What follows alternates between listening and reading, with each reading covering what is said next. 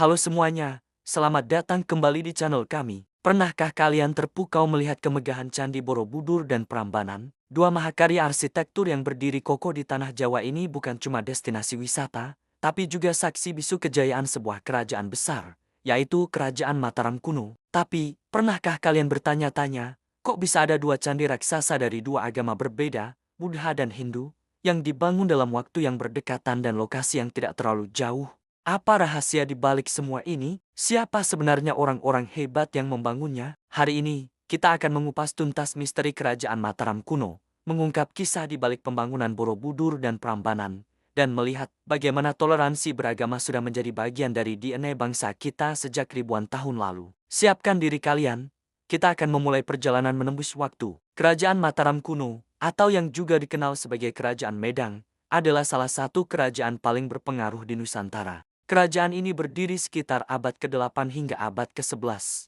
Uniknya, pusat kekuasaannya berpindah-pindah, mulai dari Jawa Tengah hingga akhirnya ke Jawa Timur. Tapi yang paling menarik adalah dinamika pemerintahannya. Kerajaan ini diperintah oleh dua dinasti besar yang hidup berdampingan, yaitu dinasti Sanjaya yang bercorak Hindu Siwa dan dinasti Shailendra yang bercorak Buddha Mahayana. Bayangkan, dua kekuatan besar dengan keyakinan berbeda bisa memerintah di satu wilayah yang sama. Dinasti Sanjaya, yang didirikan oleh Raja Sanjaya, awalnya mendominasi. Kemudian, muncul dinasti Shailendra yang membawa pengaruh Buddha yang sangat kuat. Selama beberapa periode, dinasti Shailendra bahkan menjadi penguasa utama di Jawa Tengah, sementara keturunan Sanjaya masih memiliki pengaruh di wilayah utara. Ini bukan cerita perebutan kekuasaan yang penuh darah, melainkan sebuah harmoni politik yang luar biasa. Bahkan, ada masa di mana kedua dinasti ini bersatu melalui pernikahan, seperti pernikahan Rakai Pikatan dari Sanjaya dengan Pramodawardhani dari Shailendra. Nah,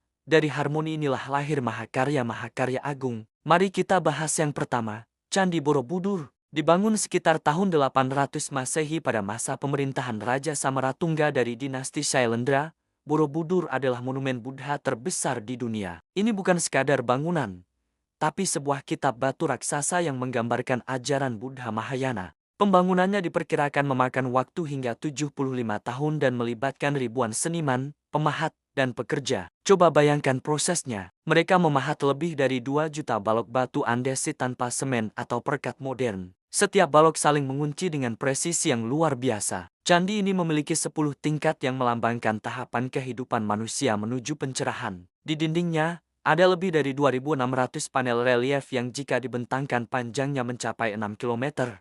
Relief ini menceritakan kisah-kisah dari Sutra Buddha, seperti Lalita Vistara dan Gandavyuha. Di puncaknya, terdapat 72 stupa berlubang yang di dalamnya ada arca Buddha, dan satu stupa induk terbesar yang melambangkan nirwana. Borobudur adalah bukti puncak kemajuan ilmu pengetahuan, teknologi, dan seni dinasti Shailendra. Sekarang, mari kita bergeser sedikit, tidak jauh dari Borobudur, berdiri megah Candi Prambanan. Jika Borobudur adalah simbol keagungan Buddha, maka Prambanan adalah persembahan tertinggi untuk para dewa Hindu. Candi ini dibangun sekitar tahun 850 Masehi oleh Rakai Pikatan dari dinasti Sanjaya. Pembangunannya sering dianggap sebagai jawaban atau tandingan atas kemegahan Borobudur, sekaligus penanda kembalinya dominasi dinasti Sanjaya di Jawa Tengah. Kompleks Prambanan didedikasikan untuk Trimurti, 3 dewa utama Hindu. Ada 3 candi utama di halaman pusat. Candi Siwa yang tertinggi dan termegah di tengah, diapit oleh Candi Wisnu di utara dan Candi Brahma di selatan. Candi Siwa yang menjulang setinggi 47 meter ini benar-benar menakjubkan. Dindingnya dihiasi relief epik Ramayana yang menceritakan kisah Rama dan Sinta dengan sangat detail dan indah. Di sekeliling candi utama, ada ratusan candi perwara atau candi pendamping yang lebih kecil. Arsitekturnya yang ramping dan menjulang tinggi ke langit benar-benar berbeda dengan Borobudur yang lebih masif dan melebar. Prambanan adalah representasi kejayaan Hindu yang artistik dan anggun. Jadi, apa rahasia di balik keberadaan dua candi raksasa ini? Rahasianya adalah toleransi dan persaingan yang sehat. Pembangunan Borobudur dan Prambanan menunjukkan bahwa meskipun ada dua dinasti dengan keyakinan berbeda, mereka tidak saling menghancurkan. Sebaliknya, mereka seolah berlomba-lomba dalam menciptakan mahakarya untuk menunjukkan kebesaran dinasti dan keyakinan mereka. Persaingan ini bukan dalam bentuk perang, tapi dalam bentuk seni dan arsitektur. Pernikahan politik antara Rakai Pikatan dan Pramodawardhani menjadi simbol penyatuan dua kekuatan ini. Pramodawardhani, seorang putri Sailendra yang beragama Buddha,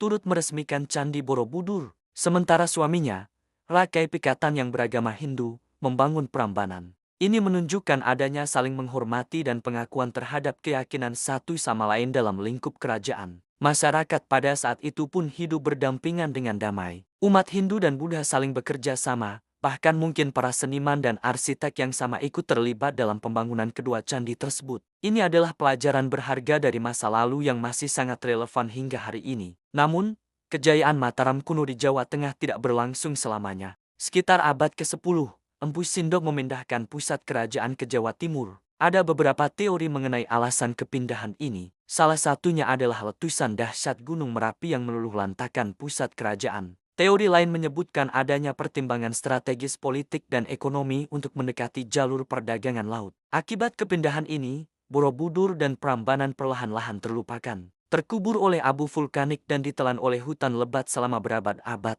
dua mahakarya ini menjadi legenda yang hilang. Baru pada abad ke-19, di masa pemerintahan kolonial Inggris, Sir Thomas Stamford Raffles mendengar cerita tentang adanya sebuah bukit penuh arca. Ia kemudian mengutus Harry J. Cornelius untuk menyelidikinya, dan dimulailah penemuan kembali Candi Borobudur pada tahun ke-1814. Proses pemugarannya memakan waktu puluhan tahun. Hal serupa juga terjadi pada Candi Prambanan yang ditemukan dalam kondisi reruntuhan dan dipugar kembali mulai tahun 1930-an. Berkat penemuan dan restorasi inilah, kita hari ini bisa kembali menyaksikan keajaiban dunia yang hampir hilang selamanya. Jadi, apa yang bisa kita pelajari dari kisah kerajaan Mataram kuno, Borobudur, dan Prambanan? Pertama, kita belajar tentang kehebatan nenek moyang kita dalam bidang arsitektur, seni, dan teknologi. Mereka mampu menciptakan monumen abadi yang diakui dunia. Kedua, dan yang terpenting, kita melihat bukti nyata tentang indahnya toleransi. Di tengah perbedaan keyakinan, mereka mampu hidup berdampingan,